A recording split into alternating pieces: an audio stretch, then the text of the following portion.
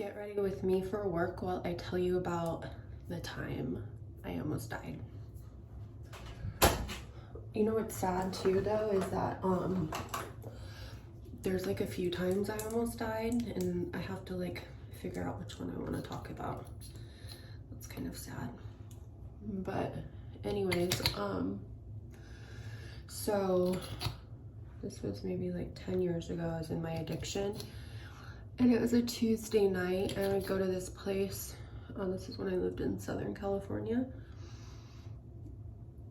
And we'd go to this bar that was popping on Tuesday nights. And at this time I was single. And so I went with like a couple of my girlfriends and went and we were drinking and doing what people do when they go out.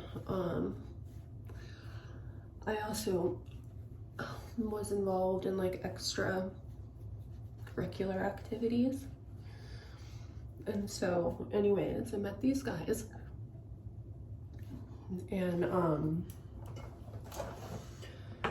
hung out with them for a while, and I made really stupid decisions back then, and I invited them back to my house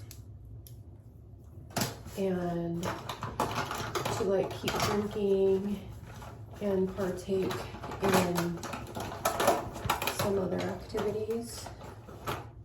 If you know, you know. And so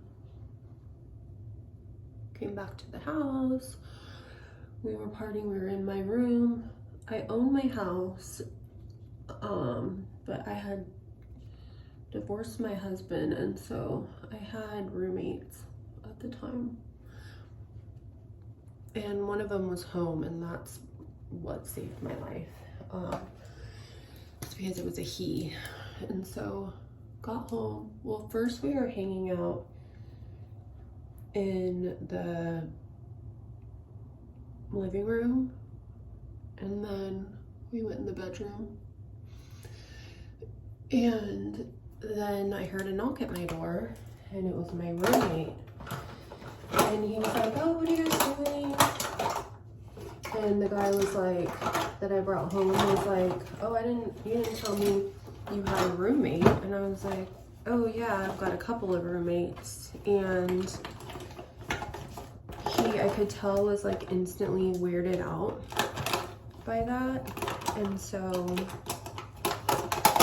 but I was drunk, so it wasn't until like later that I realized like that it was weird that he was weirded out. And so we ended up hanging out for a little bit longer, and then they left. And then probably not the next day, but like a couple days later, I went in my nightstand to get some cash, because I get cash tips for my job at this time, and I went to get cash for something and all my cash was gone. And so I knew that I had been jacked for my money, and that wasn't the first time that happened to me. So I was like, oh, you know, you live, you learn. Not doing that again, right? So a couple of weeks later, might have even been a month later, I'm outside, like on my phone, scrolling on my phone or whatever, and you know, like on Facebook, you can see like crimes and stuff in your area.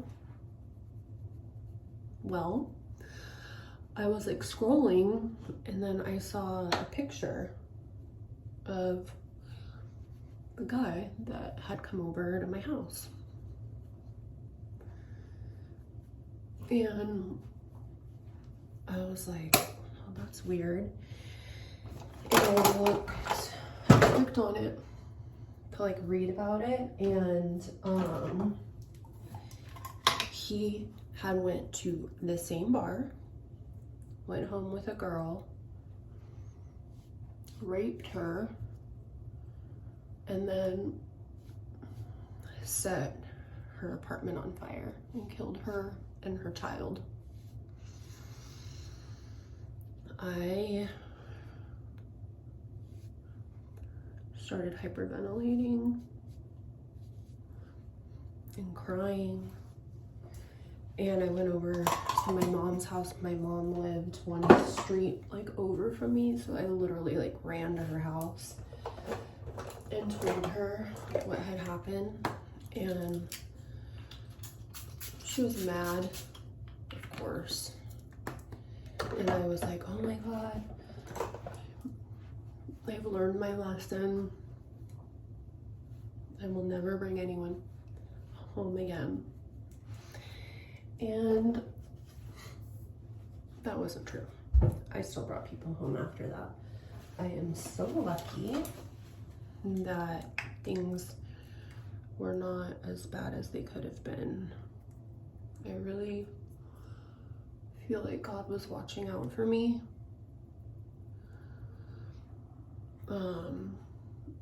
During those years of my craziness, because he knew, I think, that like I would turn my life around and then help others. So that is about the time I could have died, but I didn't. Thank you, God. Thank you, God. Moral of the story, do not take people home. Duh.